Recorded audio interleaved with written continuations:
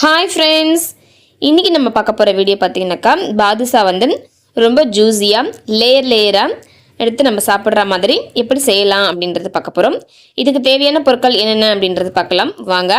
இதுக்கு வந்துட்டு நான் வந்துட்டு பார்த்தீங்கன்னாக்கா 3/4 கப்பு வந்துட்டு மைதா மாவு வந்து எடுத்திருக்கேன். அதே அளவுக்கு 3/4 கப்பு பார்த்தீங்கன்னாக்கா சர்க்கரை வந்து எடுத்திருக்கேன். உங்களுக்கு வந்து சர்க்கரை ரொம்ப பிடிக்காதுன்னா நீங்கள் வந்துட்டு 1/2 கப் வந்து எடுத்துக்கோங்க. சரியாக இருக்கும். இதுக்கு வந்துட்டு நான் 3 டேபிள் ஸ்பூன் வந்து பால் எடுத்திருக்கேன். 2 டேபிள் ஸ்பூன் வந்து நெய் வந்து எடுத்திருக்கேன்.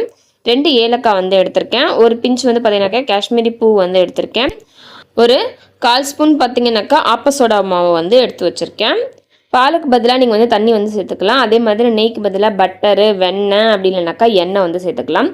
நீங்கள் ஃபஸ்ட் டைம் செய்ய போகிறீங்க அப்படின்னாக்கா எண்ணெய் வந்து யூஸ் பண்ணுங்கள். அப்போ தான் உங்களுக்கு வந்து பக்குவம் வந்து ஃபஸ்ட்டு வந்து தெரிய ஆரம்பிக்கும். இப்போ வாங்க எப்படி செய்யலான்றது பார்க்கலாம். ஸோ ஒரு பவுலில் வந்து பார்த்தீங்கன்னாக்கா நான் வந்து ஃபஸ்ட்டு மைதா மாவு வந்து சேர்த்துக்கிறேன். மைதா மாவு சேர்த்துட்டு ஆப்ப சோடா மாவு சேர்த்துட்டு வந்து பார்த்தீங்கன்னா ஃபஸ்ட்டு மிக்ஸ் பண்ணிக்கலாம்.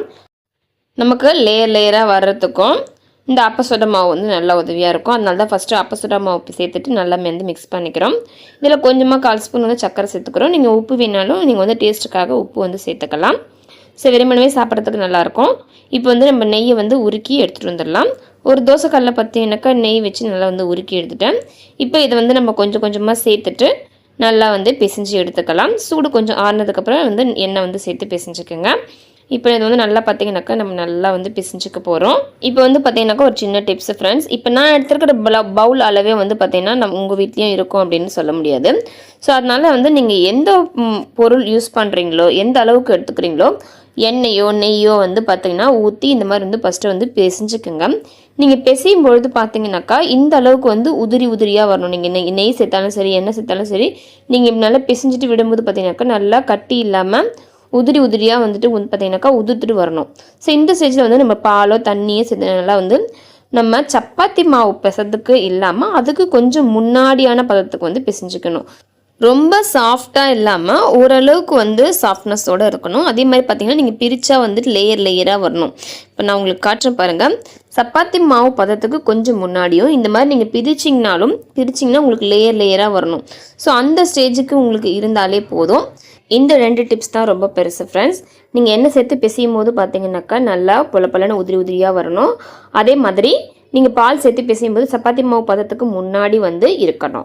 அவ்வளோதான் ஃப்ரெண்ட்ஸ். இப்போ இதை 15 மினிட்ஸ் வந்து நம்ம ஊற வச்சுருக்கோம். ஊற வச்சுட்டு வந்து பார்த்ததுக்கப்புறம் பார்த்தீங்கன்னாக்கா நல்லா உங்களுக்கு சாஃப்டாக வந்து இருக்குது.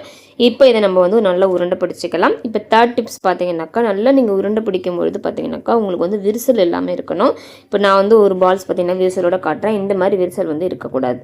நல்லா இறுக்கமாக பார்த்தீங்கன்னா நம்ம நல்லா 2 கையிலையும் டைட்டாக வந்துட்டு பார்த்தீங்கன்னா விரிசல் இல்லாமல் நம்ம சுருட்டிட்டு அதுக்கப்புறமா அழுத்திட்டு ஒரு ஹோல்ஸ் வந்து நடுவில் வந்து போட்டுக்க போகிறோம். ஏன் ஹோல்ஸ் போடணும்னா நம்ம சுற்றி வந்து வேகணும். நம்ம ஹோல்ஸ் போட்டு ஒரு தட்டிட்டு அதுக்கப்புறமா பார்த்தீங்கன்னா எடுத்து வச்சுக்கணும். ஸோ இந்த மாதிரி வந்து நான் எனக்கு வந்துட்டு 5 வந்து பாதுஷா வந்து கிடச்சிது நான் செஞ்ச மாவில். ஸோ இப்போ வந்து நம்ம இதை 5த்தையுமே வந்து பொரிச்சிக்க போகிறோம். இப்போ இன்னொரு டிப்ஸ் வந்து ஃப்ரெண்ட்ஸ் பார்த்தீங்கன்னா நம்ம எண்ணெய் சூடு பண்ணும்போதே சிம்மில் வச்சுட்டு சக்கரை அந்த நேரத்தில் வந்து நம்ம பாக்க எடுத்துக்கிட்டோம்னாக்கா நமக்கு வந்து எலுமிச்சைப்பழம் சேர்க்க தேவையில்லை. அதே வந்து உங்களுக்கு கரெக்டாக இருக்கும். இப்போ இது 5மே வந்து ரெடி ஆகிடுச்சு. எண்ணெய் வந்து மீடியம் ஃப்ளேமில் வந்து பார்த்தீங்கன்னாக்கா ஹீட் ஆகிடுச்சு. இப்போ இதை வந்து நம்ம வந்து பார்த்தீங்கன்னாக்கா எண்ணெயில் வந்து போட்டு பொரிச்சு எடுத்துடலாம். நீங்கள் எண்ணெய் சூடு பண்ணும்போதே சக்கரை பாகு ரெடி பண்ணிங்கன்னா உங்களுக்கு வந்துட்டு பார்த்தீங்கன்னா சக்கரை வந்து உங்களுக்கு வந்து திரியாக வந்து அடிப்பிடிக்காமல் இருக்கும். ஸோ இப்போ இதில் வந்து பார்த்தீங்கன்னாக்கா நம்ம சக்கரை மூழ்கிற அளவுக்கு தண்ணி ஊற்றிட்டு ஏலக்காவும் அதே மாதிரி பார்த்தீங்கன்னாக்கா காஷ்மீர் பூவும் சேர்த்துக்கலாம். கம்பி பதம் பார்த்தீங்கன்னாக்கா உங்களுக்கு ஒரு கம்பி பதம் இதுதான் உங்களுக்கு. நீங்கள் டச் பண்ணி பார்த்தீங்கன்னா ஒரு நூல் மாதிரி பிரியும். அதுதான் ஒரு கம்பி பதம். இப்போ இது வந்து ஆறட்டும். ஸோ நம்ம வந்து பார்த்தீங்கன்னாக்கா பாதுஷாவை வந்துட்டு இப்போ சூட போகிறோம். சுட்டுட்டு இருக்கும்போது பார்த்தீங்கன்னாக்கா உங்களுக்கு வந்து கொஞ்சம் கொஞ்சமாக வந்து அப்பப்போ வந்து திருப்பி விட்டுட்டுருங்க. நீங்கள் வந்துட்டு பார்த்தீங்கன்னாக்கா மீடியம் ஃப்ளேமில் வச்சுட்டு நீங்கள் வந்து செய்யுங்க. ரொம்ப வந்து லோ ஃப்ளேம்லேயும் இருக்கக்கூடாது, அதே மாதிரி ஹை ஃப்ளேம்லேயும் இருக்கக்கூடாது. அப்படி இல்லைனா தீஞ்சிரும், வந்து உள்ளே வந்து வேகாது. அப்படி நீங்கள் சிம்மில் வச்சிங்கன்னா எண்ணெய் வந்து ரொம்ப அதிகமாக வந்து பிடிக்க ஆரம்பிக்கும். ஸோ நான் வந்து பார்த்தீங்கன்னாக்கா மீடியம் ஃப்ளேமில் வச்சுட்டேன்.